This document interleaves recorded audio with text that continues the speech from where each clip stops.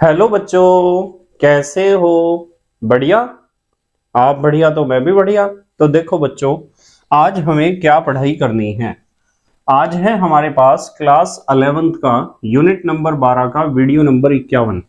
तो बेटे ये 12वीं यूनिट का 51वां वीडियो है और इससे पहले 50 वीडियो आपको प्लेलिस्ट में भी मिल जाएंगे, नीचे डिस्क्रिप्शन में भी मिल जाएंगे और कुछ समय बाद आई बटन में भी लिंक आ जाएगा, जहां आप यूनिट नंबर 12 को पूरा पढ़ सकते हो, समझ सकते हो और अपने सुंदर से नोट्स बना सकते हो, जो एग्जाम में आपकी बहुत ज़्यादा हेल्प करेंगे। इसी के साथ साथ आपको नीचे डिस्क्रिप्शन में पीडीएफ नोट्स का लिंक भी मिल जाएगा और आप पीडीएफ नोट्स के लिए टेलीग्राम पर भी सर्च कर सकते हो KMD सहारनपुर। तो देखते हैं आज का हमारा टारगेट क्या है। आज बेटे हमें मोस्ट इंपॉर्टेंट क्वेश्चन डिस्कस करना है, जिसकी ऑर्गेनिक केमिस्ट्री में बहुत ज्यादा जरूरत पड़ती है और ये टॉपिक आपके लिए बहुत ज्यादा इंपॉर्टेंट है ऑर्गेनिक केमिस्ट्री को यदि आप समझना चाहते हो। आज का हमारा टारगेट है प्रेरणिक प्रभाव, जिसे हम इंग्लिश में कहते हैं इंडक्टिव इफेक्ट। तो जल्दी से पॉज करके आप अपनी नोटबुक में हेडिंग लिख लो प्रेरणिक प्रभाव, इंग्लिश में भी लिख लो इंडक्टिव इफेक्ट और उसके ऊपर जरूर लिख लेना मोस्ट इंपॉर्टेंट। लिख लिया बेटे? ठीक है। तो बेटे हमने हेडिंग लिखी है प्रेरणिक प्रभाव या इंडक्टिव इफेक्ट, जो बहुत इंपॉर्टेंट क्वेश्चन है। और प्रेरणिक प्रभाव या इंडक्टिव इफेक्ट सबसे पहली बात यदि हम करें तो कार्बन की श्रृंखला में पाया जाता है। कैसे? देखो पहले समझते हैं फिर देखेंगे परिभाषा। मान लो मैं आपको कहूं कि मेरे पास ये कार्बन का एक परमाणु है और इसके साथ एक कार्बन ये जुड़ा हुआ है। इस तरह मैंने कुछ कार्बन परमाणु ऐसे जोड़ दिए हैं आपस में। हाइड्रोजन तो आप पूरे कर ही सकते हो। और इस कार्बन परमाणु, जो लास्ट वाला कार्बन परमाणु है, इसके साथ जुड़ा हुआ है कोई दूसरा परमाणु। मान लो वो परमाणु X है और X की जो विद्युत ऋणात्मकता है, मान लो विद्युत ऋणात्मकता जिसे आप कहते हो इलेक्ट्रोनेगेटिविटी, वो अधिक है कार्बन से। ठीक है। मान लो मैं आपको कहूं कि कार्बन परमाणुओं की एक श्रृंखला है और इस श्रृंखला के लास्ट में, या फिर इधर भी हो सकता था शुरू में, एक दूसरे तत्व का परमाणु X जुड़ा हुआ है और X की विद्युत ऋणात्मकता कार्बन से अधिक है, या फिर कम भी हो सकती थी, मान लो कार्बन से कम हो या अधिक हो। तो हमें एक बात तो स्पष्ट हो जाती है कि जो बॉन्ड बनेगा ये वाला कार्बन और हेलोजन के बीच, हेलोजन मान लो इसे है fluorine, chlorine, bromine, iodine, carbon और इस परमाणु के बीच जो भी सहसंयोजक बंध बनेगा, उस सहसंयोजक बंध के इलेक्ट्रॉन उस परमाणु की ओर आंशिक रूप से विस्थापित हो जाएंगे, जिसकी विद्युत ऋणात्मकता अधिक होगी। इसलिए यह सहसंयोजक बंध कैसा होगा? ध्रुवीय। यदि मैं बात करूं कि इसके दोनों इलेक्ट्रॉन बीच में रहने चाहिए, यहां बिल्कुल, पर क्या दोनों इलेक्ट्रॉन, जिन्हें आप कहते हो बॉन्ड पेयर ऑफ इलेक्ट्रॉन या इलेक्ट्रॉन का बंध युग्म, वो क्या दोनों परमाणुओं के बिल्कुल बीच में रहेगा? आप कहोगे नहीं सर, बीच में नहीं रहेगा। वो इलेक्ट्रॉन का जोड़ा उस परमाणु की ओर आंशिक रूप से विस्थापित हो जाएगा, जिसकी विद्युत ऋणात्मकता अधिक है। तो मान लो इलेक्ट्रॉन का जोड़ा इधर विस्थापित हो गया, क्योंकि हमने लिखा है कि X की विद्युत ऋणात्मकता अधिक है कार्बन से, और यदि इधर विस्थापित हो जाता है तो इस परमाणु पर आ जाएगा आंशिक ऋणावेश, क्योंकि इलेक्ट्रॉन का जोड़ा इसके ऊपर आंशिक रूप से विस्थापित हुआ है। इलेक्ट्रॉन का जोड़ा इसके ऊपर पूर्ण रूप से विस्थापित नहीं हुआ है। ऐसा नहीं हुआ है कि ये इलेक्ट्रॉन इसके अष्टक से उसके अष्टक में चले गए। पूर्ण रूप से इलेक्ट्रॉन के जोड़े का विस्थापन नहीं होता। जो बॉन्ड पेयर ऑफ इलेक्ट्रॉन है वो आंशिक रूप से विस्थापित हो जाता है, स्लाइटली डिस्प्लेस्ड हो जाता है उस एटम की तरफ जिसकी इलेक्ट्रोनेगेटिविटी ज्यादा हो। और क्योंकि इलेक्ट्रॉन का जोड़ा इस कार्बन परमाणु से दूर गया है, तो इस कार्बन परमाणु पर आ जाता है आंशिक धनावेश। अब ये जो इफेक्ट है, ये जो ध्रुवीय बंध आया, पोलर बॉन्ड बना, इस इफेक्ट के कारण यहां जो चैन है, इस चैन में भी आपको इलेक्ट्रॉन का डिस्प्लेसमेंट दिखाई देगा। इस वाले बॉन्ड के भी इलेक्ट्रॉन इस तरफ को आंशिक रूप से विस्थापित हो जाएंगे, जिसके कारण इसके ऊपर भी आंशिक धनावेश आ जाएगा। इसके ऊपर हमने डैश लगा दिया, ये वाला आंशिक धनावेश इससे कम है और इस बॉन्ड के इलेक्ट्रॉन भी इस तरफ आंशिक रूप से विस्थापित हो जाएंगे और इसके ऊपर भी धनावेश आ जाएगा, आंशिक धनावेश, यहां लगा दिया डबल डैश। इस धन आवेश का मान इससे थोड़ा कम है और इस वाले बॉन्ड के इलेक्ट्रॉन भी इस कार्बन की तरफ यानी कुल मिलाकर इस एक्स एटम की तरफ आंशिक रूप से विस्थापित हो जाएंगे और इसके ऊपर भी आंशिक धनावेश आ जाएगा और यहां हमने लगा दिया ट्रिपल डैश। और आगे ये प्रोसेस चलती रहती है पर ना के बराबर होती है, मतलब 3 या 4 कार्बन परमाणु तक तो आपको आवेश बनता हुआ नजर आता है पर उसके बाद ये इफेक्ट हो जाता है बंद। मतलब कुल मिला के बात यह है कि कार्बन परमाणु की कोई श्रृंखला है ना, और उस श्रृंखला में या तो लास्ट में या तो स्टार्टिंग में कोई दूसरा तत्व का परमाणु जुड़ गया जिसकी विद्युत ऋणात्मकता कार्बन से या तो ज्यादा है या तो कम है, तो कार्बन और उस परमाणु के बीच जो सहसंयोजक बंध बनेगा वो ध्रुवीय सहसंयोजक बंध होगा और उस ध्रुवीय सहसंयोजक बंध के कारण ही चैन में क्या होगा, इलेक्ट्रॉन का डिस्प्लेसमेंट होगा। पूरे बॉन्ड पेयर ऑफ इलेक्ट्रॉन्स जो हैं वे अपनी जगह से थोड़े थोड़े खिसक जाएंगे थोड़े थोड़े, और उनके खिसकने की वजह से उस परमाणु पर, यदि इस परमाणु पर धनावेश आता है तो इन सब पे ऋणावेश आएगा और यदि इस परमाणु पर आता है ऋणावेश तो इन सब कार्बन परमाणुओं पर धनावेश आएगा, यानी पूरी चैन के कार्बन परमाणु थोड़े थोड़े आवेशित हो जाएंगे सिर्फ एक ध्रुवीय बंध बनने के कारण, एक दूसरे तत्व के परमाणु के कार्बन से जुड़ने के कारण। और इस घटना को ही हम कहते हैं प्रेरणिक प्रभाव या इंडक्टिव इफेक्ट। अब देखो जरा क्या लिखा हमने डेफिनेशन में, कार्बन श्रृंखला में देखो कार्बन परमाणुओं की श्रृंखला है, ध्रुवीय सहसंयोजक आबंध की उपस्थिति के कारण, ये बॉन्ड है ध्रुवीय सहसंयोजक बंध के कारण होने वाले इलेक्ट्रॉन विस्थापन को, ये विस्थापन पूरी श्रृंखला में होता है 3 या 4 कार्बन परमाणु तक। देखो साफ लिखा है कार्बन श्रृंखला में ध्रुवीय सहसंयोजक आबंध की उपस्थिति के कारण होने वाले इलेक्ट्रॉन विस्थापन को, इस चैन में जो इस कार्बन परमाणु की श्रृंखला में जो इलेक्ट्रॉन्स का डिस्प्लेसमेंट होता है, ठीक है, होने वाले इलेक्ट्रॉन विस्थापन को प्रेरणिक प्रभाव कहते हैं। इन इलेक्ट्रॉनों के विस्थापन को ही हम बॉन्ड पेयर्स को हम कहते हैं प्रेरणिक प्रभाव या इंडक्टिव इफेक्ट। और बेटे एक बात है, यह एक स्थायी प्रभाव है, मतलब कहने की बात यह है कि जब चैन के स्टार्टिंग में या फिर एंड में कोई दूसरा परमाणु जुड़ेगा दूसरे तत्व का, तो ये इलेक्ट्रॉन हर समय विस्थापित हुए रहेंगे, यहां भी इलेक्ट्रॉन इधर को रहेंगे, यहां भी इलेक्ट्रॉन इधर को रहेंगे, यहां भी इधर को रहेंगे, पर यहां विस्थापन सबसे ज्यादा होगा, ये जो डिस्प्लेसमेंट है यहां सबसे ज्यादा होगा, यहां थोड़ा कम, यहां उससे भी कम, यहां उससे भी कम, आगे जाके खत्म हो जाएगा बिल्कुल। मतलब जरूरी नहीं है कि ये जो इलेक्ट्रॉन का डिस्प्लेसमेंट जो चैन में हो रहा है, भाई इस इलेक्ट्रॉन के जोड़े को दोनों कार्बन एटम के बिल्कुल बीच में होना चाहिए था, पर ये बीच में ना होके थोड़ा सा इस तरफ सरक गया। डिस्प्लेसमेंट यहां सबसे ज्यादा होगा, यहां उससे कम, यहां उससे भी कम, यहां उससे भी कम, आगे जाके खत्म हो जाएगा। थ्रू आउट द चेन ये इफेक्ट नहीं रहता है, ठीक है, कम होता जाता है और बाद में हो जाता है नगण्य, ठीक है, तो इसे कहते हैं प्रेरणिक प्रभाव। और मैंने आपको एक बात बताई कि प्रेरणिक प्रभाव में इलेक्ट्रॉन पेयर या बॉन्ड पेयर ऑफ इलेक्ट्रॉन का केवल आंशिक विस्थापन होता है, जब तो डेल नेगेटिव और डेल पॉजिटिव चार्ज लगाए हमने, तो यहां लिख लो इस बात को भी, इलेक्ट्रॉन का केवल क्या होता है, आंशिक विस्थापन, इलेक्ट्रॉन का केवल आंशिक विस्थापन, इलेक्ट्रॉन्स का केवल आंशिक विस्थापन होता है।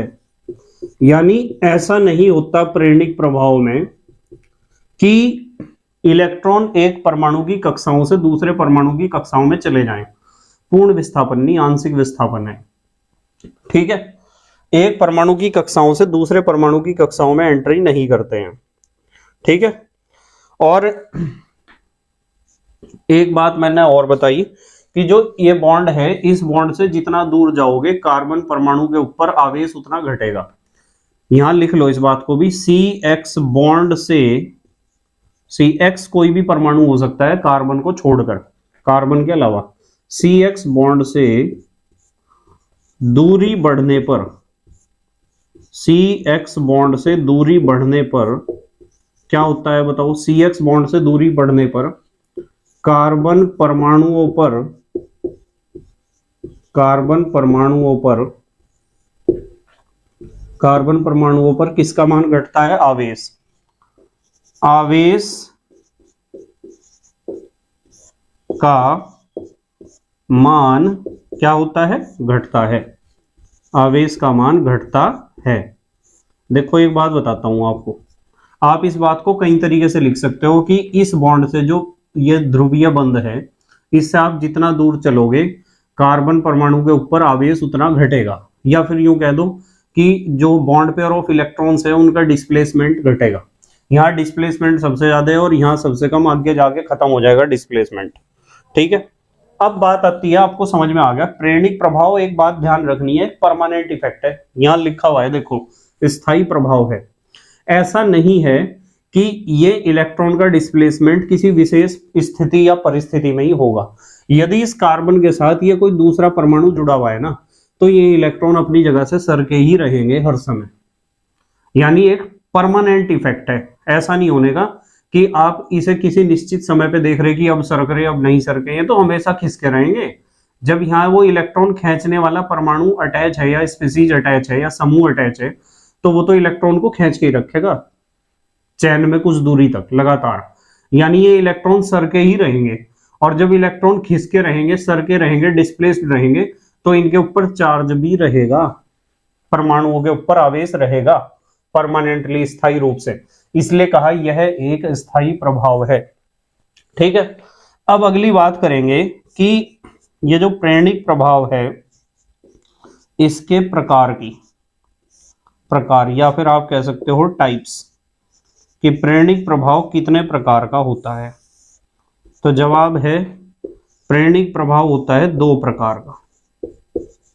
ठीक है, प्रेरणिक प्रभाव कितने प्रकार का होता है? 2 प्रकार का। उसमें से पहला तो हमें पढ़ना है धनात्मक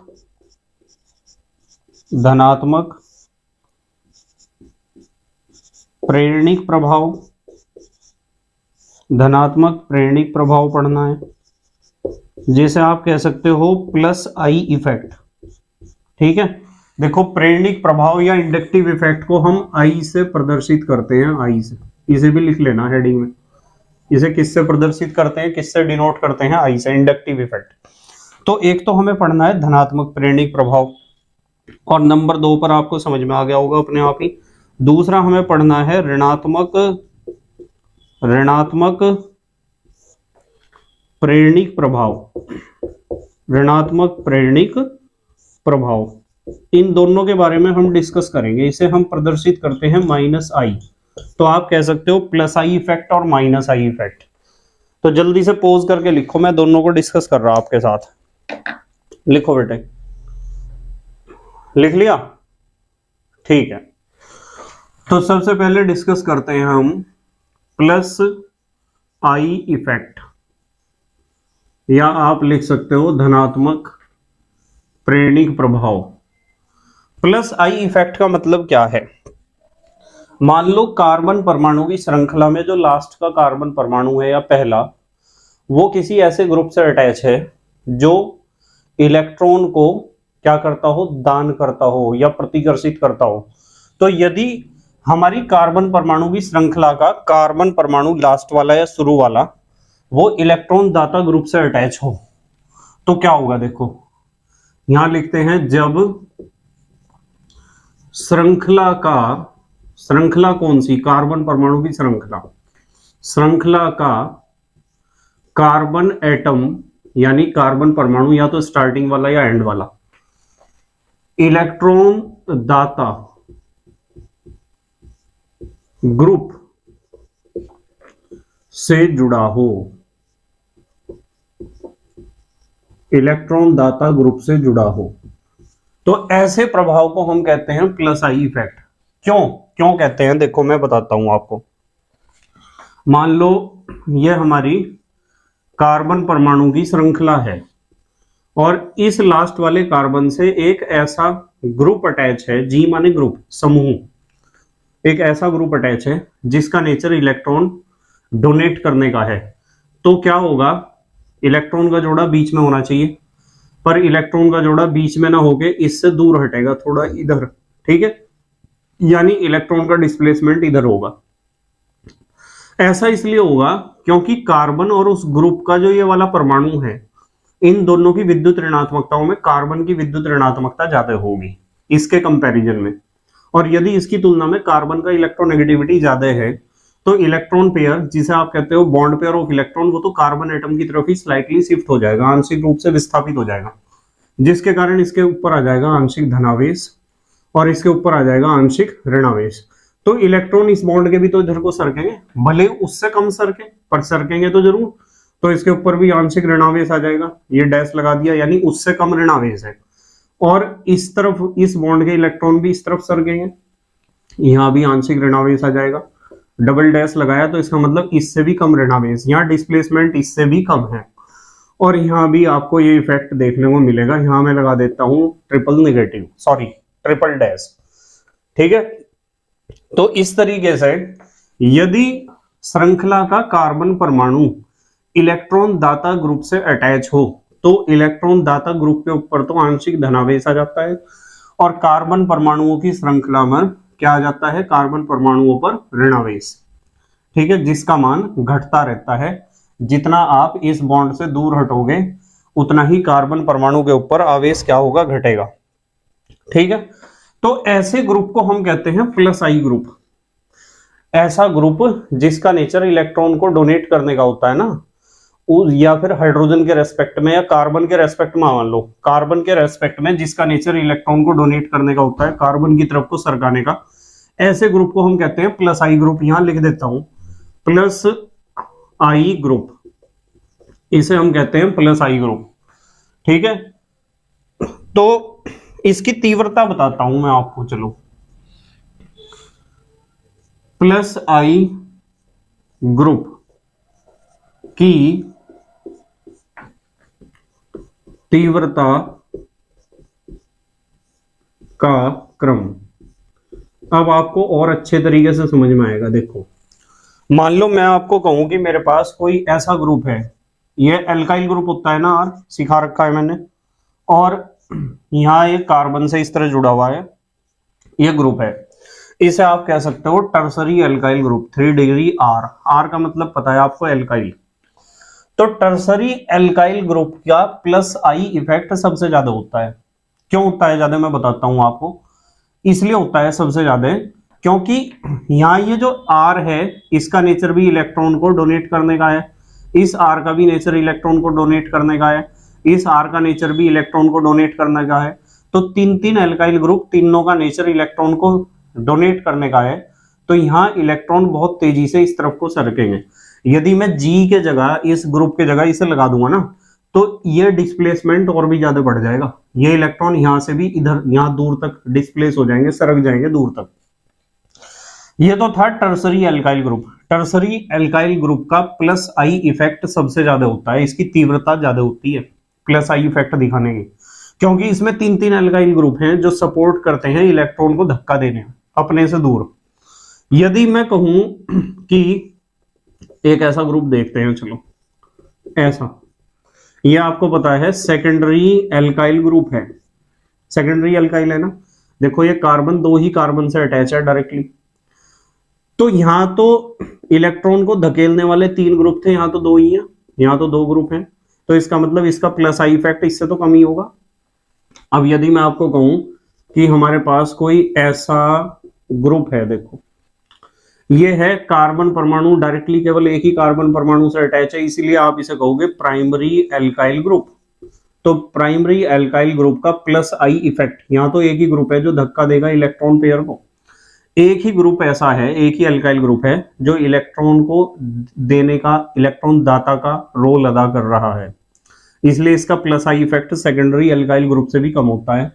और यदि मैं कहूं CH3, लो एल्काइल ग्रुप हटा दिया मैंने, तो ये क्या है, ये CH3, इसमें तो कोई भी एक अपने आप में CH3 एल्काइल है, होता तो ये भी प्राइमरी एल्काइल है, पर इसका प्लस आई इफेक्ट सबसे कम होगा इन सब में, ठीक है। आप इसे मिथाइल ग्रुप कह दो या फिर 1 डिग्री एल्काइल कह दो, और इससे भी कम की यदि बात करूं तो हाइड्रोजन का होता है भाई। तो हाइड्रोजन का प्लस आई इफेक्ट सबसे कम होता है इन ग्रुप्स में, ध्यान रखना, सब में नहीं, सिर्फ इन ग्रुप्स की बात कर रहा। इन ग्रुप्स में सबसे कम प्लस आई इफेक्ट किसका होता है? हाइड्रोजन का। ध्यान रखोगे ना? अब यदि मैं आपको यूं कह दूं, चलो प्लस आई इफेक्ट की हम बात कर रहे हैं, प्लस आई ग्रुप की तीव्रता की बात कर रहे हैं हम, कि इनमें टर्सरी एल्काइल का प्लस आई इफेक्ट सबसे ज्यादा है और हाइड्रोजन का सबसे कम है। क्यों है, मैंने कारण आपको बता दिया। पर यदि मैं यूं कहूं कि हमारे पास सारे प्राइमरी एल्काइल हो, या सारे के सारे सेकेंडरी एल्काइल हो, या सारे के सारे टर्सरी एल्काइल हो, तो यदि एक ही प्रकार का एल्काइल ग्रुप हो तो कैसे देखोगे? तो कैसे देखेंगे, देखो मैं यहां लिख देता हूं, यदि एक ही प्रकार के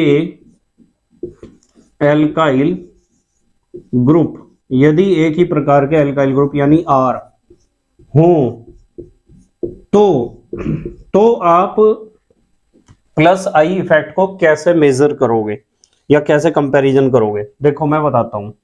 मान लो मैं आपको कह दूं मेरे पास सारे प्राइमरी एल्काइल हैं, प्राइमरी एल्काइल हैं, तो 1 कार्बन, 2 कार्बन, 3 कार्बन और 4 कार्बन, एक ग्रुप ये है। और एक लेता हूं मैं, है ना प्राइमरी, देखो ये कार्बन प्राइमरी कार्बन ही तो है, ये एक ही तो कार्बन से डायरेक्टली अटैच है, ये बिल्कुल ऐसा ही है जैसे ये एक कार्बन से डायरेक्टली अटैच है। अब देखो एक ग्रुप में लेता हूं, 1 कार्बन, 2 कार्बन और 3 कार्बन, इसमें 4 कार्बन थे, इसमें 3 है। एक लेता हूं मैं, 1 कार्बन और 2 कार्बन, और एक लेता हूं सिर्फ 1 कार्बन वाला। ये सारे के सारे प्राइमरी एल्काइल ग्रुप हैं, आपको पता है, क्योंकि जहां बॉन्ड खाली पड़ा हुआ है ना जिस कार्बन का, वो प्राइमरी कार्बन है। जिस कार्बन का एक बॉन्ड खाली पड़ा हुआ है वो प्राइमरी कार्बन है, ये भी प्राइमरी कार्बन, ये भी प्राइमरी कार्बन है। अकेला कार्बन तो प्राइमरी कार्बन ही होता है, आपको पता है CH3 का कार्बन हमेशा प्राइमरी कार्बन होता है। तो यदि कोई मेरे से पूछे कि ये ग्रुप है हमारे पास, ये तो है primary butyl, primary propyl, primary ethyl, ethyl तो हमेशा प्राइमरी होता ही है, और ये मिथाइल।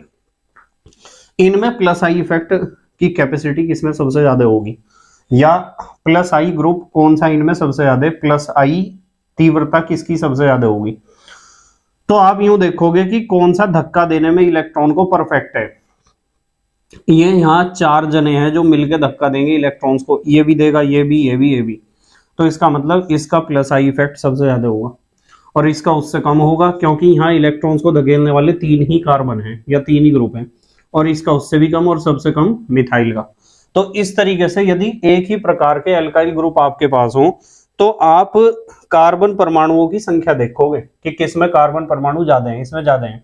इसी तरीके से जब आप सेकेंडरी एल्काइल ग्रुप का कंपैरिजन करोगे, तो भी आप कार्बन परमाणुओं की संख्या जिस सेकेंडरी एल्काइल ग्रुप में ज्यादा होगी उसका ही प्लस आई इफेक्ट ज्यादा होगा, ठीक है, उसी की हम तीव्रता ज्यादा कहेंगे प्लस आई इफेक्ट को देखते हुए।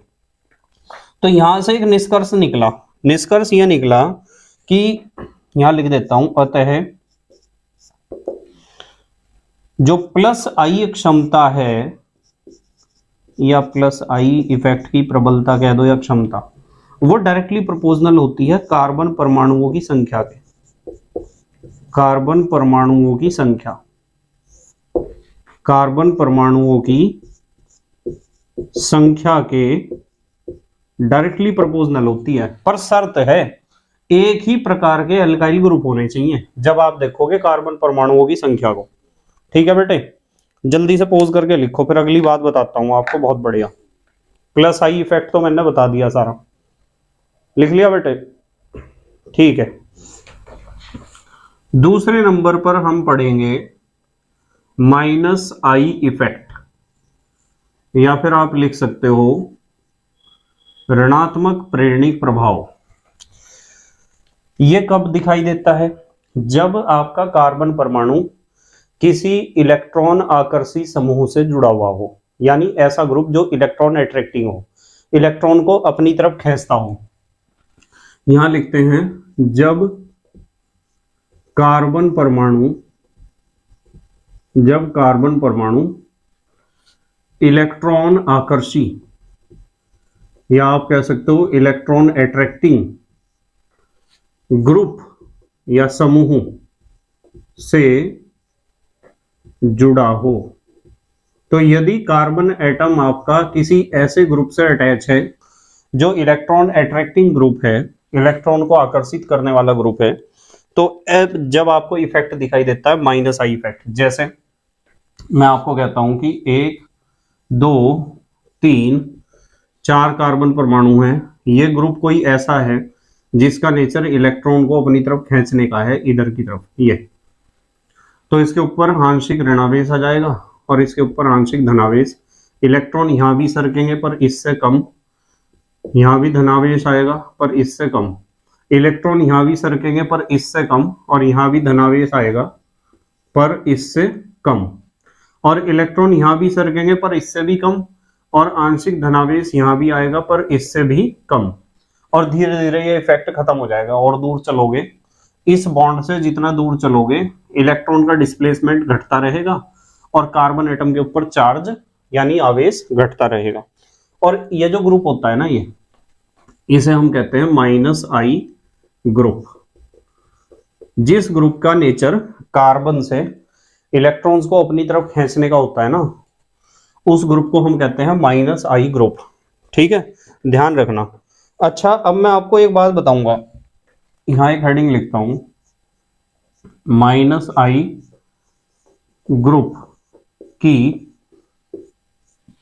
तीव्रता का क्रम। अब इस क्रम को थोड़ा सा, यदि आप बोर्ड के एग्जाम में बैठते हो तो फिर तो जरूरत नहीं पड़ेगी याद करने की। ठीक है, बोर्ड एग्जाम में तो जो क्वेश्चन है वे सिलेक्टेड है, मैं कराऊंगा ही सारे। पर यदि आप कॉम्पिटिटिव एग्जाम में बैठते हो, नीट या जेई के, तो इस सीक्वेंस को आपको याद करना पड़ेगा, जिसके लिए कोई भी निमोनिक आप बना सकते हो जो आपको अच्छा लगता है, जो आप बना सकते हो निमोनिक। निमोनिक का मतलब तो समझते हो, याद करने का तरीका, कि इस सीरीज को कैसे याद करें। कोई सेंटेंस बना लेते हैं, कुछ भी। देखो, माइनस आई ग्रुप की तीव्रता में आपको ध्यान रखना है कि NH3 पॉजिटिव, इसका माइनस आई इफेक्ट सबसे ज्यादा होता है। वैसे अलग अलग बुक्स में अलग अलग सीरीज दे रखी है, पर ये हमारे नीट के हिसाब से सही सीरीज है, बिल्कुल नीट और जेई के हिसाब से। ठीक है, इसके बाद आता है SO3H। आप इस सीरीज को याद करने के लिए किसी निमोनिक का यूज कर सकते हो जो आपको अच्छा लगता है। ठीक है, CHO, CO, COOH, यानी सबसे ज्यादा माइनस आई इफेक्ट जो है ये दिखाएगा NH3 पॉजिटिव, और COOH के बाद फिर COCl, फिर उसके बाद COOR के बाद CONH2। और बोर्ड वाले बच्चों को बिल्कुल भी परेशान होने की आवश्यकता नहीं है, यदि आप 11th क्लास में हो, बिल्कुल भी इस सीरीज की आपको जरूरत नहीं पड़ेगी। ठीक है, इसके बाद आपको ध्यान रखना है F, फिर Cl, फिर Br, फिर I, और I के बाद ध्यान रखना है एल्कोक्सी ग्रुप, और एल्कोक्सी के बाद OH, और OH के बाद हाइड्रोजन। यहां भी लास्ट में हमने हाइड्रोजन लिखा है, जैसे हमने प्लस आई इफेक्ट में हाइड्रोजन लिखा था। तो माइनस आई ग्रुप की तीव्रता का क्रम ये है, यह ध्यान रखना है आपको। इस सीक्वेंस को आप याद रख सकते हो किसी भी निमोनिक की सहायता से। देखो बेटे, हमने पढ़ लिया कि जब किसी कार्बन परमाणु की श्रृंखला में कोई ध्रुवीय बंध होता है, ध्रुवीय बंध तो पता है आपको किसे कहते हैं, ऐसा बंध जो दो अलग अलग तत्वों के परमाणुओं के बीच बना हो, तो उस ध्रुवीय बंध के इलेक्ट्रॉन उस परमाणु की तरफ सरके रहते हैं या खिसक जाते हैं या आंशिक रूप से विस्थापित हो जाते हैं जिसकी विद्युत ऋणात्मकता ज्यादा हो। कार्बन और दूसरे तत्व के परमाणु में, दोनों में जिसका इलेक्ट्रोनेगेटिविटी ज्यादा होगा, बॉन्ड पेयर ऑफ इलेक्ट्रॉन उसकी तरफ स्लाइटली शिफ्ट हो जाएगा, जिसके कारण जिस परमाणु की तरफ इलेक्ट्रॉन का जोड़ा आंशिक रूप से विस्थापित होता है उस परमाणु के ऊपर आ जाता है आंशिक ऋणावेश, और बाकी सारे परमाणु जितने भी हैं कार्बन के, उनके ऊपर आंशिक धनावेश आ जाता है। इसका उल्टा भी हो सकता है कि जो दूसरे तत्व का परमाणु आपने अटैच करा है उसके ऊपर आंशिक धनावेश आ जाए और कार्बन परमाणु की श्रृंखला पर आ जाए आंशिक ऋणावेश, ऐसा भी हो सकता है।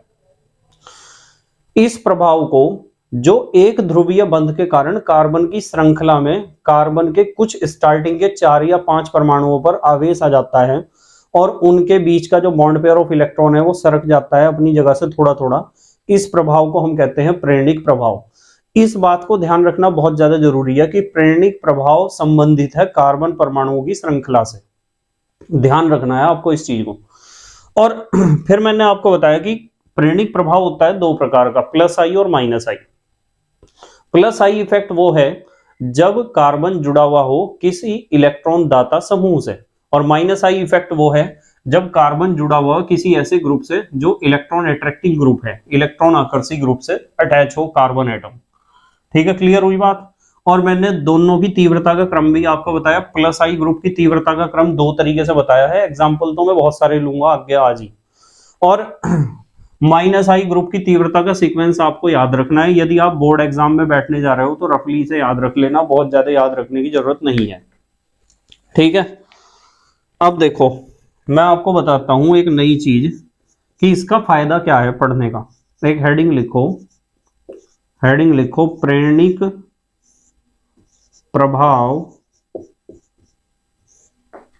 के अनुप्रयोग, या फिर आप कह सकते हो applications of inductive effect. Applications of inductive effect, प्रेरणिक प्रभाव के अनुप्रयोग या एप्लीकेशंस ऑफ इंडक्टिव इफेक्ट। तो प्रेरणिक प्रभाव के अनुप्रयोग में जो मैं सबसे पहली बात आपको सिखाऊंगा, बहुत इंपॉर्टेंट बात है, स्टार लगा देता हूं उसके ऊपर, मैं सिखाऊंगा आपको कार्ब धनायन का स्थायित्व। कार्ब धनायन पता है ना, पता होगा यदि आप प्लेलिस्ट के अनुसार एक डेफिनेट सीक्वेंस में पढ़ते हो, और यदि रैंडमली पढ़ते हो ना कहीं से भी, फिर आपको पता नहीं होगा। कार्ब धनायन का स्थायित्व, हमेशा एक बात का ध्यान रखा करो कि जब भी आपको पढ़ना है किसी भी चैप्टर को तो आपको प्लेलिस्ट के अनुसार पढ़ना है। मैं सारे चैप्टर्स की प्लेलिस्ट क्यों बनाता हूं, इसीलिए बनाता हूं कि बच्चे को कोई भी समस्या ना आए पढ़ते हुए। और देखो कितने एक एक चैप्टर में इतने सारे वीडियोस क्यों बनाता हूं, इसलिए बनाता हूं कि जिस चीज की जरूरत है आपको वो चीज मिल जाए। और यदि कोई बच्चा ईमानदारी से पढ़ना चाहता है तो उसे मौका मिलना चाहिए ईमानदारी से पढ़ने का, उसके पास पूरा मटेरियल होना चाहिए। और टेलीग्राम पे जो हमारा चैनल है KMD सहारनपुर, वहां भी आपको इसी सीक्वेंस में सारे नोट्स क्यों देता हूं, सिर्फ आपकी सुविधा के लिए कि आपको कोई प्रॉब्लम ना हो, आपको जो चीज चाहिए वो मिल जाए, कोई भी टॉपिक ना छूटे आपका बिल्कुल भी। सच्चाई तो यह है कि जिस बच्चे ने 11th और 12th की केमिस्ट्री यहां से पढ़ ली ना पूरी, उसे कंपटीशन में दिक्कत नहीं आने की बिल्कुल भी, उसे ग्रेजुएशन में दिक्कत नहीं आने की बिल्कुल भी। यदि 12th के बाद किसी भी लेवल पर केमिस्ट्री की आवश्यकता पड़ेगी तो उसे कभी भी कोई समस्या नहीं आएगी, इस बात की 100% गारंटी है, 100%। पर कोई पढ़े तो सही, हिम्मत तो चाहिए ना इस काम को करने के लिए। कार्ब धनायन का स्थायित्व देखो ज्यादातर टीचर्स कहते हैं कि जो कार्ब धनायन का स्थायित्व है वो अनुक्रमानुपाती होता है प्लस आई ग्रुप्स की संख्या के। कैसे होता है देखो मैं इस चीज को समझाऊंगा। प्लस आई ग्रुप्स की संख्या यानी प्लस आई ग्रुप जितने ज्यादा अटैच होंगे कार्ब धनायन उतना ज्यादा स्थायी होगा। क्यों होगा मैं इस चीज को एक्सप्लेन करूंगा। और साथ में ये भी बताते हैं कि व्युत्क्रमानुपाती होता है 1 अपॉन, ये अपॉन का निशान लगाया मैंने, माइनस आई ग्रुप्स की संख्या। और बच्चे इस चीज को रट लेते हैं, बस इसे समझना है बेटे ऐसा क्यों है। मतलब कार्ब धनायन तो आपको पता ही है, कार्ब धनायन का स्थायित्व अनुक्रमानुपाती होता है प्लस आई ग्रुप्स की संख्या की, उसके ऊपर कितने प्लस आई ग्रुप अटैच हैं। और व्युत्क्रमानुपाती होता है माइनस आई ग्रुप्स की संख्या के। माइनस आई ग्रुप जितने ज्यादा होंगे कार्ब धनायन का स्थायित्व उतना कम होगा। कैसे होगा अभी डिस्कस करेंगे, पहले जल्दी से पोज करके लिखो आप इसे। लिख लिया बेटे? ठीक है। जैसे मैं आपको एक एग्जांपल देता हूं, इस एग्जांपल को ध्यान से देखना है। हमने यहां एक ऐसा कार्ब धनायन लिया, ये कार्ब धनायन है, ये कार्ब धनायन लिया हमने, ठीक है, ये एक कार्ब कैटायन है, कार्बोकैटायन कह सकते हो आप इसे। और एक ले लिया ऐसा CH3 CH पॉजिटिव, और एक कार्ब धनायन ऐसा ले लिया CH3 CH2 पॉजिटिव, और एक ऐसा ले लिया CH3 पॉजिटिव। ये सारे कार्बोकैटायन हैं, कार्ब धनायन। अब हमारा सवाल यह है कि इनमें सबसे ज्यादा स्टेबल कौन सा होगा। समझना ध्यान से, मैंने आपको पहले भी कई बार समझाया और आज भी समझा रहा हूं, समझना। मैंने आपको समझाया है कि ये जो पॉजिटिव चार्ज है ना, ये इसका दुख है, दुख। जितना इस पे पॉजिटिव चार्ज होगा उतना ये परेशान होगा, जितना परेशान होगा उतना कम स्थायी होगा। यदि कोई इसके पॉजिटिव चार्ज को घटा देता है तो इसके दुख घट जाएंगे, और इसके दुख, समस्या, परेशानी जब घटेगी ना तो स्थायी तो ये अपने आप ही हो जाएगा, है ना, सीधी सी बात। ये जो कोई भी स्पीसीज है ना, कोई भी स्पीसीज, खाली कार्बोकैटायन की बात नहीं हम कर रहे, कार्ब धनायन को छोड़ दो आप, कोई भी स्पीसीज जिसके ऊपर पॉजिटिव या नेगेटिव चार्ज होता है, ये जो चार्ज होता है ना, आवेश, ये उस स्पीसीज का दुख होता है, दुख, समस्या, परेशानी होती है। और उसके ऊपर जितना दुख, समस्या, परेशानी होगी ना उतना ही वो कम स्थायी होगा। और जिसकी दुख, समस्या, परेशानी हमने कम कर दी, उसके दुख कम कर दिए, और दुख कम कर दिए तो वो ज्यादा स्थायी हो जाएगा। अब देखो, आपको पता है कि CH3 एक प्लस आई ग्रुप है, प्लस आई ग्रुप है तो इलेक्ट्रॉन को इधर को धक्का देगा, ये भी इलेक्ट्रॉन को इधर को धक्का देगा, और ये भी प्रेरणिक प्रभाव के कारण ही तो होता है ऐसा। प्रेरणिक प्रभाव के कारण ये CH3 एक प्लस आई ग्रुप है, इधर को धक्का देगा, इधर को, इधर को। तो इलेक्ट्रॉन जब तीन तीन जगह से इस कार्बन के ऊपर जा रहे, तो इस इलेक्ट्रॉन जा रहे, तो इसका मतलब नेगेटिव चार्ज जा रहा, और नेगेटिव चार्ज जब इसकी तरफ को आ रहा तो वो नेगेटिव चार्ज इस पॉजिटिव चार्ज को घटाएगा या नहीं घटाएगा, वो ऋणावेश इस धनावेश को घटाएगा या नहीं घटाएगा, इस कार्बन के धनावेशित रूपी दुख को घटाएगा या नहीं घटाएगा, घटाएगा। तो इस धनावेश को कम करने का काम तीन तीन ग्रुप कर रहे हैं, जो तीनों प्लस आई ग्रुप हैं। और यहां देखो, यहां प्लस आई ग्रुप कितने हैं, दो ही हैं, तो इसके दुखों को कम करने वाले सिर्फ दो ग्रुप हैं। तो ज्यादा तो धनावेश इसका घट जाएगा, इसका धनावेश उतना नहीं घटेगा, क्योंकि यहां सिर्फ दो दूनी चार इलेक्ट्रॉन इसकी तरफ सरके, और यहाँ दो दूनी चार, दो तिया छह इलेक्ट्रॉन सरके इसकी तरफ। तो ज्यादा ऋणावेश इसकी तरफ सरका तो धनावेश ज्यादा घटेगा, इसका धनावेश उतना नहीं घट पाएगा, इसके दुखों को उतना दूर नहीं करा जा सकता, इसलिए ये कम स्टेबल होगा, ये ज्यादा स्टेबल होगा, ज्यादा स्थायी उससे कम स्थायी। और यहाँ तो दुखों को दूर करने वाला एक ही ग्रुप है, सिर्फ CH3, और यहाँ तो कोई है ही नहीं। तो साफ बात है कि यहाँ प्लस आई ग्रुप 3 है, यहाँ 2 है, यहाँ 1 है, वहां 1 भी नहीं है। तो जहां प्लस आई ग्रुप ज्यादा है वो कार्बोकैटायन ज्यादा स्टेबल होगा, उससे कम और सबसे कम स्टेबल, सबसे कम स्टेबल इनमें CH3 पॉजिटिव आयन होगा। तो टर्सरी कार्बोकैटायन सबसे ज्यादा स्टेबल, और सेकेंडरी कार्बोकैटायन उससे कम स्टेबल, और प्राइमरी कार्बोकैटायन उससे भी कम स्टेबल। और ये मिथाइल कह दो, चलो इसे है तो ये भी प्राइमरी। मिथाइल कार्बोकैटायन सबसे कम स्टेबल होता है। क्यों होता है मैंने आपको बता दिया कारण, इसीलिए सब टीचर्स कहते हैं कि प्लस आई ग्रुप जितने ज्यादा जुड़े होंगे कार्बोकैटायन उतना ज्यादा स्टेबल होगा। इसमें प्लस आई ग्रुप 3 जुड़े हुए हैं, इसमें 2, इसमें 1, इसमें 1 भी नहीं है। जिसमें प्लस आई ग्रुप सबसे ज्यादा जुड़े हुए हैं वो सबसे ज्यादा स्टेबल है। क्यों है, कारण मैंने एक्सप्लेन कर दिया। अब थोड़ी सी बात कर लेते हैं माइनस आई ग्रुप की। चलो इसी क्वेश्चन को घुमाता हूं मैं माइनस आई ग्रुप के अकॉर्डिंग। कार्बन एक माइनस आई ग्रुप यानी इलेक्ट्रॉन को खींचने वाले ग्रुप, इस पे 3 अटैच कर दिए और है यो कार्बोकैटायन। इसी तरीके से यहां हमने क्या करा, इस कार्बन के ऊपर 2 माइनस आई ग्रुप अटैच कर दिए, है कार्बोकैटायन, और इसके ऊपर एक ग्रुप अटैच कर दिया माइनस आई, है कार्बोकैटायन, और यहां तो हमारे पास एक भी ग्रुप नहीं है, माइनस आई, है यो कार्बोकैटायन। अब देखो ये इस कार्बोकैटायन का दुख क्या है, पॉजिटिव चार्ज है दुख इसका। ये Cl कैसे ग्रुप है, माइनस आई ग्रुप है, इलेक्ट्रॉनों को खींच लेंगे खींच लेंगे खींच लेंगे, जब इलेक्ट्रॉन इधर खींचेंगे, इधर खींचेंगे, इधर खींचेंगे, तो ऋणावेश इस कार्बन परमाणु से दूर भाग रहा है, और जब ऋणावेश इस कार्बन परमाणु से दूर भाग रहा है तो कार्बन परमाणु के ऊपर तो धनावेश और भी ज्यादा बढ़ेगा, और भी ज्यादा बढ़ेगा। तो इसका मतलब माइनस आई ग्रुप ने तो इसके दुखों को और भी ज्यादा बढ़ा दिया, और दुख को बढ़ा दिया। जब ज्यादा दुख हो जाएंगे तो स्थायी कहां होगा, ये सबसे कम स्थायी होगा। तो प्लस आई ग्रुप तो इसकी हेल्प कर रहे थे धनावेश को घटाने की, जबकि माइनस आई ग्रुप कह रहे कि हम तो तेरे दुखों को और भी ज्यादा बढ़ा देंगे। तो यहां दुखों को बढ़ाने वाले कम हैं, ठीक है। जब इलेक्ट्रॉन इधर को खींचेंगे तो प्लस धनावेश तो इस कार्बन के ऊपर बढ़ेगा, और यहां अकेला ही ग्रुप है जो इलेक्ट्रॉन्स को खींच रहा और धनावेश को बढ़ा रहा। तो धनावेश यहां सबसे ज्यादा बढ़ जाएगा, दुख यहां बढ़ जाएंगे सबसे ज्यादा, और यहां कोई है ही नहीं। तो यदि आपके पास ऐसा ग्रुप आता है ना कोई कार्बन के ऊपर अटैच माइनस आई वाला, तो माइनस आई वाले जितने ज्यादा ग्रुप अटैच होंगे स्टेबिलिटी उतनी कम होगी।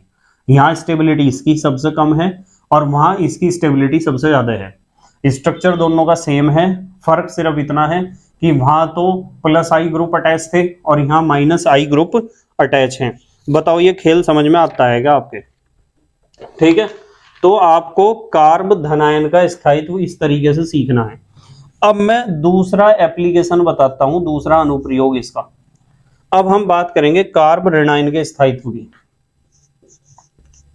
कार्ब ऋणायन, कार्ब ऋणायन का स्थायित्व। कार्ब ऋणायन को आप इंग्लिश में क्या कहते हो? Carb anion. इसकी स्टेबिलिटी भी याद करने का एक तरीका है जो इसका जस्ट अपोजिट है, समझेंगे हम जरूर इस चीज को। देखो कार्ब ऋणायन का जो स्थायित्व होता है वो डायरेक्टली प्रोपोर्शनल होता है माइनस आई ग्रुप्स की संख्या के। जितने माइनस आई ग्रुप अटैच होंगे आपका जो कार्ब एनायन है वो उतना ज्यादा स्टेबल होगा। या फिर आप इसका ये वाला फार्मूला भी तो बना सकते हो, इनवर्सली प्रोपोर्शनल टू प्लस आई ग्रुप्स की संख्या। प्लस आई ग्रुप जितने ज्यादा होंगे कार्ब ऋणायन या कार्ब एनायन उतना कम स्टेबल होगा। इनवर्सली प्रोपोर्शनल रिलेशन को तो आप समझते हो ना। जल्दी से पोज करके लिखो, इसके एग्जांपल से एक्सप्लेन करूंगा इस बात को। देखो पोज करके लिखो बेटे, लिख लिया? ठीक है, देखो इस एग्जांपल को, माइनस आई ग्रुप अटैच करूंगा मैं। ये माइनस आई ग्रुप है, इस कार्बन पे अटैच है, ये माइनस आई है, ये माइनस आई है, और ये हमारे पास एनायन है कार्ब ऋणायन। अच्छा, minus I C H negative carb ऋणायन, minus I group CH2 negative, और यहां कुछ नहीं है CH3 नेगेटिव। अब देखो यहां आपको एक बात पता चलेगी कि माइनस आई ग्रुप है, इसका दुख क्या है? इसका दुख है ऋणावेश। माइनस आई ग्रुप है, इलेक्ट्रॉन्स को खींच लेगा, इलेक्ट्रॉन खींच रहा है यानी ऋणावेश को खींच रहा। ऋणावेश जब इधर को खींचेगा तो यहां से तो घटेगा ही है, ठीक है। उधर क्या बढ़ेगा? धनावेश बढ़ेगा, और धनावेश बढ़ेगा तो ऋणावेश को तो घटा ही देगा। और ये भी ऐसा ही कर रहा, इलेक्ट्रॉन्स को खींच रहा तो इसे घटा रहा, और ये भी इसे घटा रहा। तो इसका मतलब यहाँ तो तीन तीन ग्रुप है जो ऋणावेश को घटाने का कोशिश कर रहे हैं। और ऋणावेश जितना घटेगा, जब इलेक्ट्रॉन इधर को सरकेगा तो ऋणावेश इधर को सरकेगा, ऋणावेश इधर को सरक रहा, इधर को सरक रहा, तो ऋणावेश तो बंट गया ना, डिस्ट्रीब्यूट हो गया, वितरित हो गया ऋणावेश। तो यहां से तो घट ही जाएगा, कार्बन के ऊपर तो दुख घट ही जाएंगे, और कार्बन के ऊपर दुख घटेंगे तो स्टेबिलिटी बढ़ेगी। तो ये सबसे ज्यादा स्टेबल है। तो माइनस आई ग्रुप 3 है इसलिए स्टेबल है, ये ज्यादा है, ठीक है। यहाँ माइनस आई ग्रुप 2 है, कम स्टेबल होगा, आपको पता ही है। और यहाँ सिर्फ एक ही है, ये और भी कम स्टेबल होगा, और सबसे कम स्टेबल होगा ये CH3 नेगेटिव। समझ में आ रही है ना बात? क्यों? बस आपको एक चीज ध्यान रखनी है कि जो आवेश को घटा देता है कार्बन परमाणु के ऊपर, वो उस स्पीसीज को, चाहे वो कार्बोकैटायन हो या कार्ब एनायन हो, वो उसकी स्टेबिलिटी को बढ़ा देता है जो आवेश को घटाएगा। जो दुखों को घटाएगा वो स्टेबिलिटी को बढ़ाएगा। अब देखो नेक्स्ट एक एग्जांपल लगाता हूं इसका जस्ट अपोजिट, देखो प्लस आई ग्रुप, CH3 एक प्लस आई ग्रुप है, नेगेटिव चार्ज, यहां प्लस आई ग्रुप लेते हैं 2 CH3, ये सेकेंडरी बन जाएगा ना स्पीसीज CH नेगेटिव, और यहां लेते हैं एक plus I group CH2 negative, और यहां हम लेते हैं CH3 negative, methyl carbanion, plus I group है यानी इलेक्ट्रॉन को डोनेट करने वाला। बताओ, कुछ तो पहले ही इसके ऊपर ऋणावेश था, दुखी था, ऊपर से इसने कहा ले और इलेक्ट्रॉन ले और ले और ले, यहां तो ऋणावेश को इकट्ठा कर देंगे तीनों, और ऋणावेश को इकट्ठा कर देंगे तो इस कार्बन परमाणु पर और भी ज्यादा ऋणावेश बढ़ जाएगा, और ऋणावेश जितना ज्यादा बढ़ेगा उतना ज्यादा इसके दुख बढ़े, और दुख बढ़े तो स्टेबिलिटी तो कम, तो ये तो सबसे कम स्टेबल होगा। और ये यहां दुखों को बढ़ाने वाले 2 ही हैं, यहां 3 थे, तो इससे तो ज्यादा स्टेबल ये है, इससे ज्यादा ये है, और सबसे ज्यादा स्टेबल इसमें ये है CH3। बताओ खेल समझ में आ रहा क्या आपके?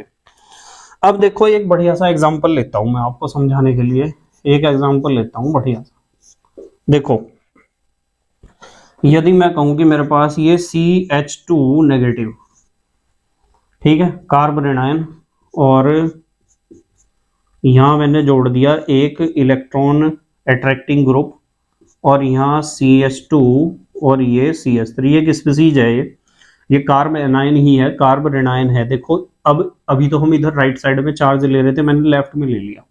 इस स्पीसीज को ध्यान से देख लो, यहाँ आपको पता है कि ये जो ग्रुप है F, ये अपनी तरफ को इलेक्ट्रॉन्स को खींच रहा होगा, और अपनी तरफ को खींच रहा होगा तो इस ऋणावेश को अपनी तरफ लेके जा रहा है, इसका मतलब इस ऋणावेश को यहां से घटाने का काम कर रहा है F, ठीक है, और घटाने का काम कर रहा है, इसका मतलब इस पूरे कार्ब एनायन को स्टेबिलिटी प्रदान कर रहा है, स्थायित्व प्रदान कर रहा है। देखो जरा ध्यान से, अच्छा CH2 नेगेटिव, CH2, CH और CH3 यहां जोड़ दिया इस बार मैंने फ्लोरीन को, तो ये भी कोशिश तो करेगा ही। और यदि मैं कहूं कि CH2 नेगेटिव, CH2, CH2 और CH2F यहां जोड़ दिया, कोशिश तो ये भी कर रहा होगा। तो आपको पता है, यहां आप एक बात स्पष्ट रूप से समझ रहे होंगे कि यहां हेल्प करने वाला फ्लोरीन है इसकी, यहां भी और यहां भी, भाई संख्या बराबर है, संख्या तो यहां भी एक F है, यहां भी, और संख्या बराबर है, ठीक है, पर यहां दूरी तो देखो, यहां नेगेटिव चार्ज से दूरी कम है, यहां नेगेटिव चार्ज से दूरी बढ़ गई, यहां तीसरे कार्बन परमाणु पर है ना, और यहां दूरी और भी ज्यादा बढ़ेगी। तो इस नेगेटिव चार्ज को ज्यादा कम कौन कर पाएगा? जो इस कार्बन से ज्यादा नजदीक होगा। ज्यादा नजदीक ये है, ये उससे दूर है, ये सबसे ही दूर है, तो ये ज्यादा नेगेटिव चार्ज को घटाएगा, तो ज्यादा स्टेबल ही सही मानेंगे, ये ज्यादा स्टेबल स्पीसीज है, ऐसा भी क्वेश्चन आता है पेपर में। और ये उससे कम स्टेबल और ये सबसे कम स्टेबल है। हालांकि सब में फ्लोरीन एटम है जो इलेक्ट्रॉन अट्रैक्टिंग ग्रुप है, -I ग्रुप इसमें भी है, इसमें भी सेम है, पर आप नेगेटिव चार्ज से डिस्टेंस देखोगे। यहां समझ में आ रही क्या बात? तो यहां मैं आपको एक बहुत बढ़िया बात बताता हूं, ये जितने भी +I और -I ग्रुप हैं, ये प्रभावित करते हैं किसी भी कार्बोकैटायन को, कार्ब एनायन को, या फ्री रेडिकल को भी इफेक्ट ऐसे ही करते हैं जैसे कार्बोकैटायन को करते हैं। कार्ब धनायन के ऊपर जैसा इनका असर है ना, ऐसा ही फ्री रेडिकल के ऊपर भी असर है। क्यों है डिस्कस करेंगे आज ही हम। देखो यहां एक बात बताता हूं कि ये चाहे प्लस, जैसे ये -I ग्रुप है, ये +I ग्रुप है, ये इफेक्ट करते हैं स्टेबिलिटी को, पर आप सबसे पहले देखोगे इनकी संख्या, सबसे पहले संख्या देखो, जैसे यहां संख्या देख रहे थे आप, संख्या देख रहे थे, संख्या के बाद आप देख सकते हो दूरी, जैसे मैंने ये एग्जांपल लिया दूरी का, इससे दूरी, इससे दूरी, इससे दूरी, दूरी बढ़ेगी तो इफेक्ट घटेगा।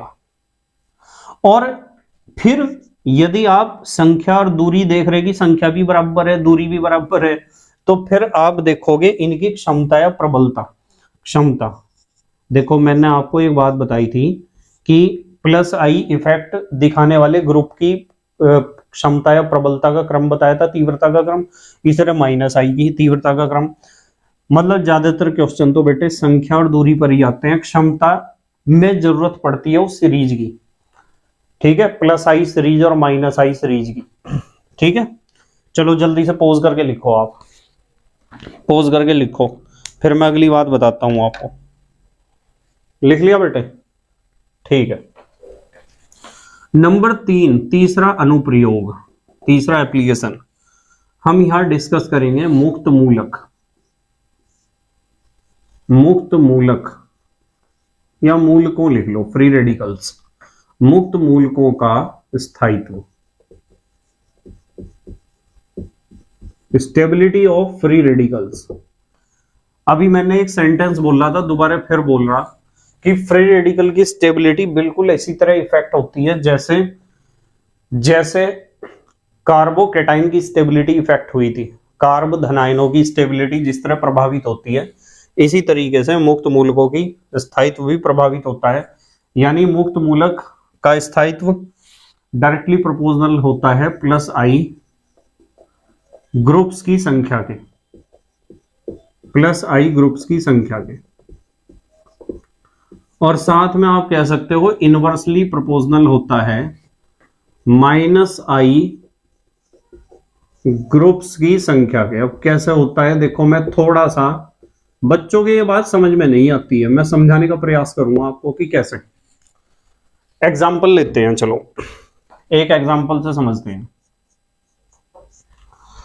मान लो मेरे पास एक प्लस आई ग्रुप वाला ऐसा स्पीसीज है, पता है ना आपको, प्लस आई ग्रुप है CH3, ऐसा स्पीसीज, ये फ्री रेडिकल का निशान बना दिया, प्लस आई ग्रुप है और CH3 प्लस आई, ये CH3 भी प्लस आई, CH फ्री रेडिकल,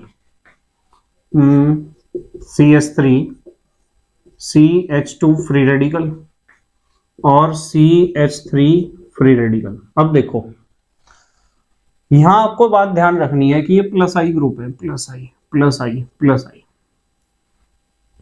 आपको बताया इस कार्बन के पास एक इलेक्ट्रॉन है अयुग्मित, तो ये चाहेगा कि यार किसी तरीके से मेरा जोड़ा बन जाए, यानी इसे चाहत है इलेक्ट्रॉन की, और इलेक्ट्रॉन्स की इसे चाहत है, तो कुल मिला के कह दो ऋणावेश की चाहत है। तो यदि प्लस आई ग्रुप अटैच होंगे तो इलेक्ट्रॉन्स इधर को भेजेंगे, जब इलेक्ट्रॉन्स इधर को भेजेंगे तो नेगेटिव चार्ज भेजेंगे, नेगेटिव चार्ज भेजने से इसे थोड़ा सुख मिलेगा क्योंकि ये चाहता है कि मेरा इलेक्ट्रॉन का जोड़ा पूरा हो जाए, इसलिए यहां स्टेबिलिटी आएगी ज्यादा और यहां उससे कम, सबसे कम स्टेबिलिटी इसमें होगी।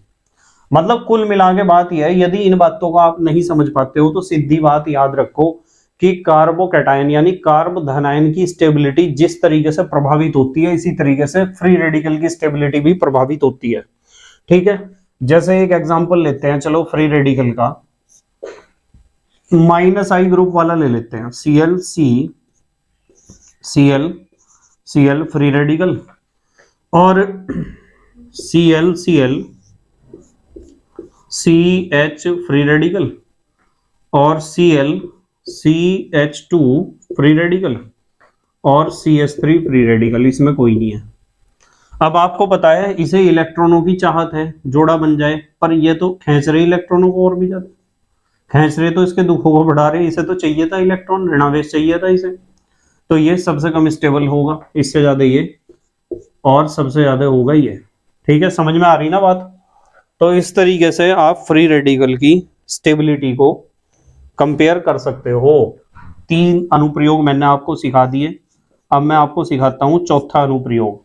चौथा जो अनुप्रयोग है वो है कार्बोक्सिलिक एसिड की प्रबलता, बहुत इंपॉर्टेंट है, इंपॉर्टेंट तो ये सारे ही थे। कार्बोक्सिलिक एसिड की प्रबलता, स्ट्रेंथ या स्ट्रॉन्गनेस।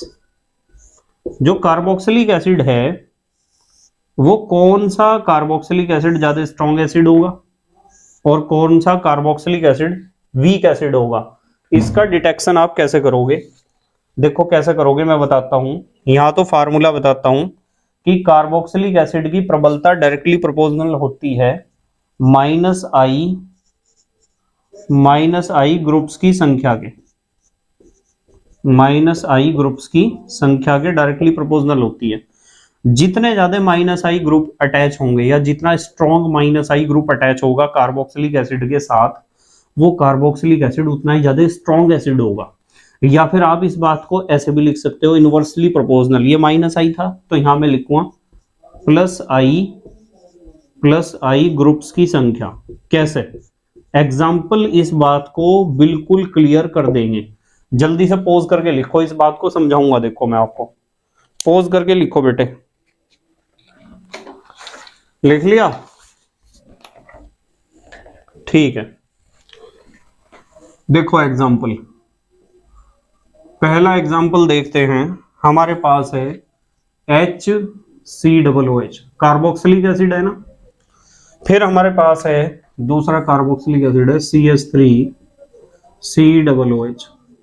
फिर एक कार्बोक्सिलिक एसिड है CH3CH2COOH। ठीक है। फिर एक कार्बोक्सिलिक एसिड है CH3CH2COOH। अब आपका क्वेश्चन एग्जाम में आया कि ये 4 कार्बोक्सिलिक एसिड हैं, हमें बताओ कि इनमें से सबसे ज्यादा स्ट्रॉन्ग कार्बोक्सिलिक एसिड कौन सा होगा। सबसे ज्यादा स्ट्रॉन्ग कार्बोक्सिलिक एसिड कौन सा होगा। ठीक है, हमें बताना है इनमें सबसे ज्यादा स्ट्रॉन्ग कार्बोक्सिलिक एसिड कौन सा होगा।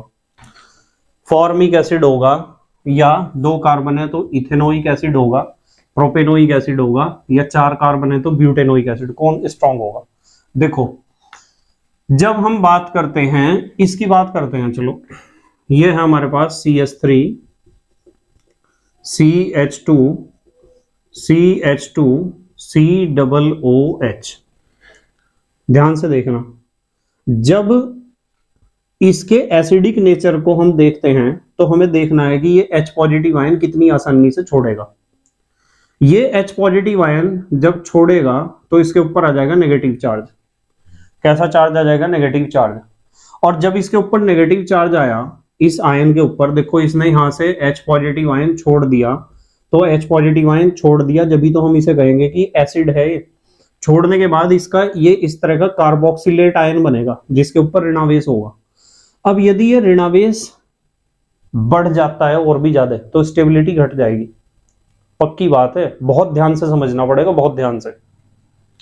यदि इसके ऋणावेश को कोई बढ़ा दे तो इसके दुखों को बढ़ा दोगे आप, और दुखों को बढ़ा दोगे तो स्टेबिलिटी तो घट जाएगी। जैसे आपको ये ग्रुप नजर आ रहा, आपको पता है कि ये प्लस आई ग्रुप है। प्लस आई ग्रुप है तो इलेक्ट्रॉन इधर को धक्का दिया, इधर को धक्का दिया, इधर को धक्का दिया।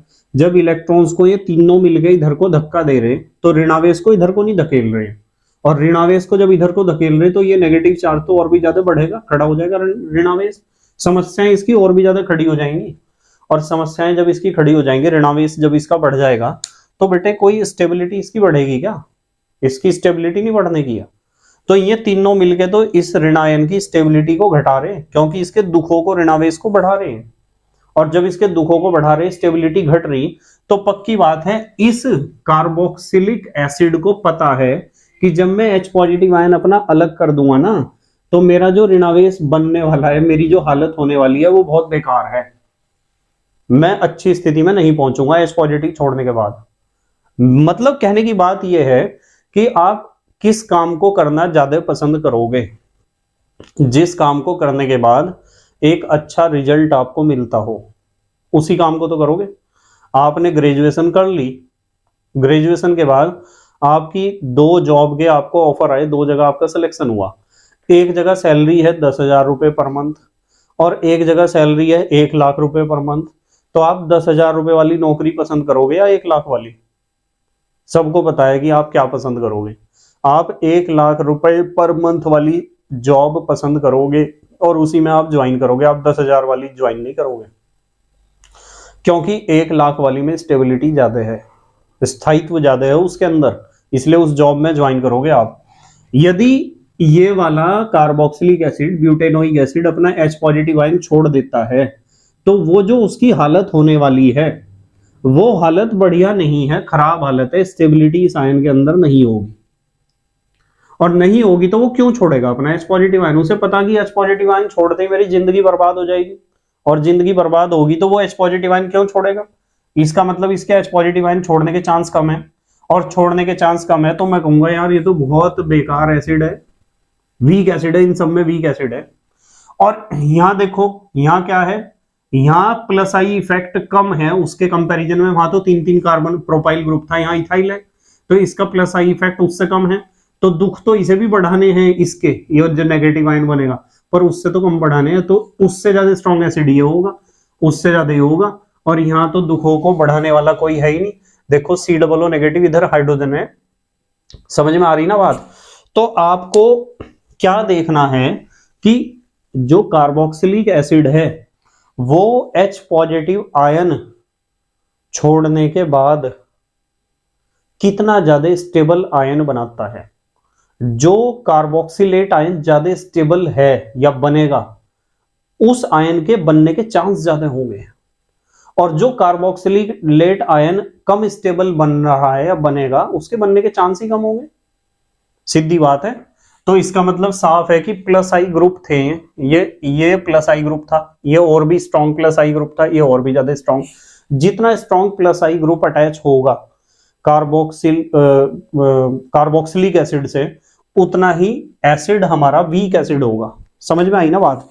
अब देखो एक क्वेश्चन और घुमाता हूं मैं, देखो इस क्वेश्चन को देखो, ध्यान से समझना। यहां लिया मैंने FCH2COOH कार्बोक्सिलिक एसिड है, और यहां लिया ClCH2COOH, और यहां लिया BrCH2COOH, और यहां लिया ICH2COOH। अब ये क्वेश्चन आ गया मान लो पेपर में कि इनमें से कौन सा कार्बोक्सिलिक एसिड ज्यादा स्ट्रॉन्ग है, और कौन सा, इसका सीक्वेंस बताओ। आपको पता है fluorine, chlorine, bromine, iodine minus I group है, इलेक्ट्रॉन खींचने की आदत है। देखो इस एग्जांपल को उठाता हूं, FCH2COOH, जब इसे अपना एसिडिक करेक्टर दिखाना है तो H पॉजिटिव आयन इसे इस तरीके से निकालना होगा, और H पॉजिटिव आयन निकाल लेगा तो क्या बनेगा, FCH2COO नेगेटिव चार्ज, ये ऋण आयन बनेगा। और आपको बताया ये कैसा ग्रुप है, माइनस आई ग्रुप है, ये माइनस आई ग्रुप है, तो इलेक्ट्रॉन्स को अपनी तरफ खींच रहा होगा, और अपनी तरफ खींच रहा होगा इलेक्ट्रॉन्स को, तो ऋणावेश को अपनी तरफ खींच रहा है, इसके माइनस चार्ज को घटा रहा है, इसके दुखों को घटा रहा है। कौन घटा रहा? ये माइनस आई ग्रुप, और इसके दुखों को घटा रहा है, तो इसका मतलब ये जो आयन बनेगा ना कार्बोक्सिलेट आयन, उसके दुखों को घटाने का काम जब आप करोगे तो स्टेबिलिटी तो उसकी बढ़ेगी। तो इसका मतलब साफ है कि इस कार्बोक्सिलिक एसिड को पता है कि जब मैं H पॉजिटिव आयन अपना छोड़ दूंगा तो जो भी मेरा आयन बनेगा वो बहुत मजे में रहेगा, बहुत मजे में, क्योंकि उसकी हेल्प करने वाला एक माइनस आई ग्रुप अटैच है। और जब मैं मजे में रहूंगा, स्वर्ग में चला जाऊंगा, तो मैं क्यों ना छोड़ूं अपना H पॉजिटिव आयन? मैं तो छोड़ूंगा अपना H पॉजिटिव आयन। और जब ये अपना H पॉजिटिव आयन छोड़ेगा, इसे छोड़ के इसे पता है कि बहुत अच्छा रिजल्ट मिलने वाला, मैं एकदम स्वर्ग में पहुंच जाऊंगा, तो ये तो बेटे बहुत ज्यादा अपने H पॉजिटिव आयन को छोड़ेगा, तो ये तो स्ट्रॉन्ग एसिड होगा। यहां भी हेल्प करने वाला है Cl, पर वो इतनी हेल्प नहीं कर सकता जितनी F करेगा, क्योंकि F जो है उसका माइनस आई इफेक्ट इससे ज्यादा है। और ये सीक्वेंस आप कैसे बनाओगे आपको समझ में आ गया होगा, समझ में आ गया ना आपको सीक्वेंस? तो जो आपका माइनस आई ग्रुप है वो हेल्प करता है, माइनस आई ग्रुप अटैच है कार्बोक्सिलिक एसिड में, तो समझ जाओ स्ट्रॉन्गनेस उसकी बढ़ रही है। और माइनस आई ग्रुप का माइनस आई इफेक्ट जितना ज्यादा है, कार्बोक्सिलिक एसिड उतना ज्यादा स्ट्रॉन्ग एसिड की तरह बिहेव करेगा। ठीक है ना बात? चलो खैर एक एग्जांपल लगाते हैं, और देखो एक बहुत बढ़िया बात बताता हूं आपको। ये है CCl3COOH, CCl3COOH, इसमें 3 Cl हैं, CCl2, CCl2, तो एक संयोजकता तो कार्बन की पूरी नहीं हुई, ऐसे नहीं, ऐसे लिखते हैं CHCl2COOH, और ये है CH2Cl COOH। अब संयोजकता पूरी हो रही ना कार्बन की, 1 2 3 और एक बॉन्ड 4, और यहाँ एक भी नहीं है, CH3COOH। मान लो इनका कंपैरिजन आ जाता है करने के लिए, तो आपको पता है कि यहाँ हेल्प करने वाले 3 Cl ग्रुप हैं। जब ये H पॉजिटिव आयन छोड़ देगा, देखो CCl3COOH, जब ये अपना H पॉजिटिव आयन छोड़ देगा तो इसका क्या असर होगा। देखो ये कार्बन है,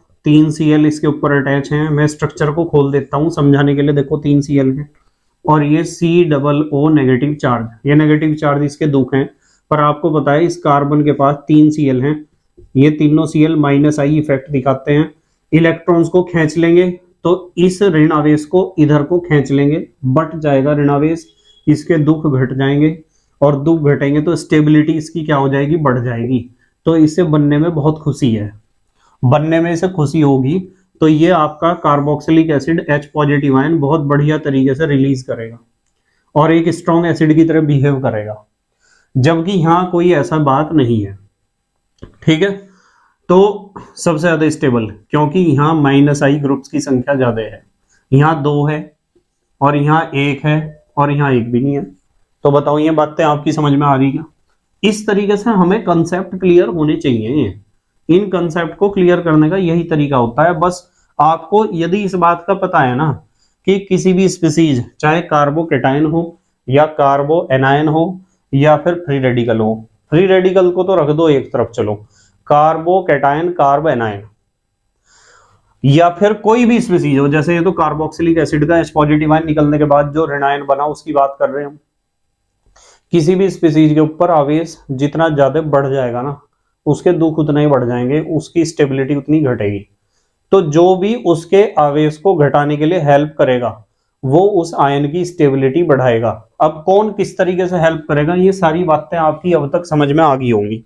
एक एग्जांपल और लगाते हैं, चलो एक एग्जांपल और लगाते हैं, इससे और क्लियर होगा आपको। देखो मेरे पास एक स्पीसीज है CH3 CH2 CH और COOH। ये जो मैंने CH लिखा ना, इसके ऊपर जोड़ते हैं हम एक minus I group, minus I species Cl। ठीक है, दूसरे कार्बन पर यहां देखो CH3 CH CH2 COOH, यहां पहले दूसरे तीसरे कार्बन पर Cl जोड़ा और यहां CH2 1 2 और 3 और 4, पहले दूसरे तीसरे चौथे कार्बन पर Cl जोड़ा। आपको सबको पता है कि Cl का नेचर है हेल्प करने का, किसकी, कार्बोक्सिलिक एसिड की हेल्प करने का, कि तू H पॉजिटिव आयन छोड़ तो सही, मैं तेरी हेल्प करूंगा, तेरे ऊपर जो नेगेटिव चार्ज आएगा उसे मैं घटाने का काम करूंगा, तेरी स्टेबिलिटी को बढ़ाने का काम करूंगा। अब आपको पता है कि यहां से कम दूरी पर है Cl तो ज्यादा हेल्प करेगा, यहां से दूरी बढ़ गई तो उतनी हेल्प नहीं कर पाएगा, यहां से दूरी और भी ज्यादा बढ़ गई तो ही है तो उतनी भी हेल्प नहीं करेगा। तो इन तीनों में जो H पॉजिटिव आयन छोड़ने के बाद कार्बोक्सिलेट आयन बनेगा, उसमें से किस कार्बोक्सिलेट आयन का ऋणावेश सबसे कम हो जाएगा, घट जाएगा, किसका, इसका, जिसके जस्ट बराबर में माइनस आई ग्रुप अटैच है, तो इसका ऋणावेश ज्यादा घटेगा। H पॉजिटिव आयन छोड़ने के बाद जो इसके ऊपर ऋणावेश आ जाएगा उसे ये वाला Cl ज्यादा घटा सकता है, क्योंकि इसकी दूरी कम है और घटा सकता है, तो इसका ऋणायन ज्यादा स्टेबल होगा तो इसके बनने के चांस ज्यादा हैं। ये H पॉजिटिव आयन छोड़ने के चांस इसके ज्यादा हैं, तो सबसे ज्यादा स्ट्रॉन्ग एसिड इनमें ये होगा, और उससे कम ये और सबसे कम ये। बताओ खेल समझ में आ रहा क्या आपके? उम्मीद है आपके समझ में आ रहा होगा सारा खेल कि किस तरीके से हम कार्बोक्सिलिक एसिड की स्टेबिलिटी को कंपेयर करते हैं। जल्दी से पोज करके लिखेंगे हमारे देश के बच्चे। लिख लिया बेटे? ठीक है। तो बेटे मुझे उम्मीद है कि आपके समझ में जरूर आया होगा प्रेरणिक प्रभाव या इंडक्टिव इफेक्ट। इंडक्टिव इफेक्ट क्या है मैंने समझा दिया। इंडक्टिव इफेक्ट दो तरह का होता है, प्लस आई और माइनस आई, वो भी बता दिया। प्लस आई का आपको सीरीज भी बता दिया, माइनस आई का सीरीज भी बता दिया। और फिर जो सबसे मेन चीज होती है कि प्रेरणिक प्रभाव का फायदा क्या है, तो प्रेरणिक प्रभाव के हमने अनुप्रयोग पढ़े हैं, एप्लीकेशंस। जो क्वेश्चन एग्जाम में पूछे जाते हैं, कंपटीशन में तो बहुत ही ज्यादा पूछे जाते हैं, और ऑर्गेनिक केमिस्ट्री में इन सारे एप्लीकेशंस की जरूरत पड़ती है हमें। ठीक है, बस मेहनत और ईमानदारी से पढ़ाई करते रहो और अपने हैंड रिटन नोट्स बनाते रहो। तो thank you very much for watching this video. Okay, bye.